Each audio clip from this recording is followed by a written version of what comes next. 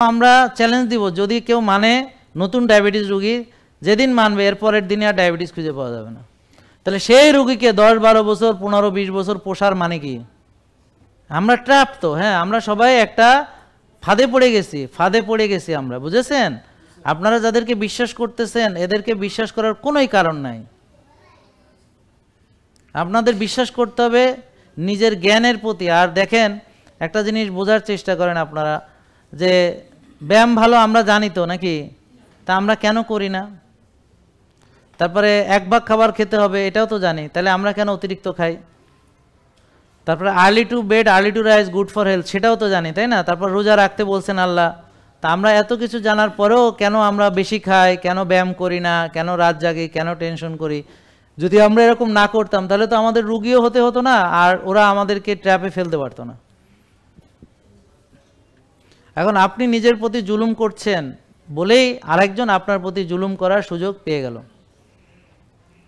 আল্লাহ তাআলা যে নিজের প্রতি জুলুম করে তার উপরে আরেকটা জুলুম চাপায় দেন।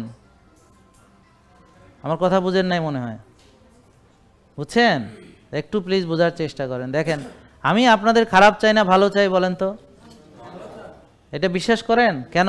কারণ নাহলে তো শেখাইতাম না, এই গোমর ফাঁক করতাম না।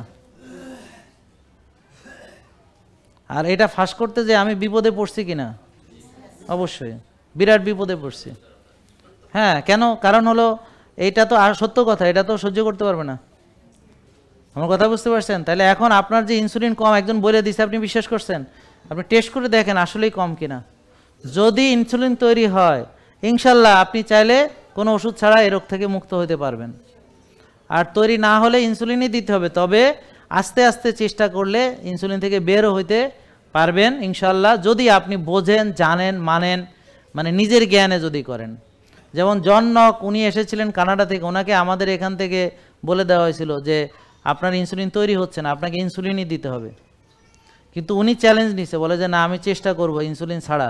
এবং আলহামদুলিল্লাহ সফল হইয়া উনি 1 বছর পরে আবার আসছে এবং ওনার প্যানক্রিয়াস থেকে ইনসুলিন তৈরি হচ্ছে, সিপেপটাইড বেড়েছে, ইনসুলিনের পরিমাণ বেড়েছে। আর সবচেয়ে বড় কথা হলো 1 বছর তো তার ডায়াবেটিসে কন্ট্রোল করছে, কোনো ওষুধ লাগে না, ইনসুলিন লাগে না। তাহলে এখন কেন পারছে? সে নিজে চেষ্টা করছে, নিজে চ্যালেঞ্জ নিছে, নিজে যায় না, নিজে করছে। কিন্তু আমরা তো আমাদের নিয়ম অনুযায়ী তাকে ইনসুলিনই দিয়ে দিছে, বলছে লাগবে। তাহলে আপনি নিজের চেষ্টায় পারলে ভালো হবেন, এইটাই বোঝাতে চাই। আপনারা না বুঝলে কিছু করার নাই। আপনি কখনো ভাইবেন না ডাক্তার জাহাঙ্গীর কবিরের চেম্বারে ঢুকলে আপনি ভালো হবেন, জীবনেও না, জীবনেও না, জীবনেও না।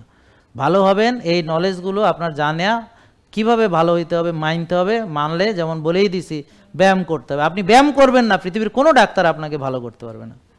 ব্যায়াম মানে ডায়াবেটিস রোগীর ব্যায়াম হলো মাসেল বিল্ডিং করতে হবে।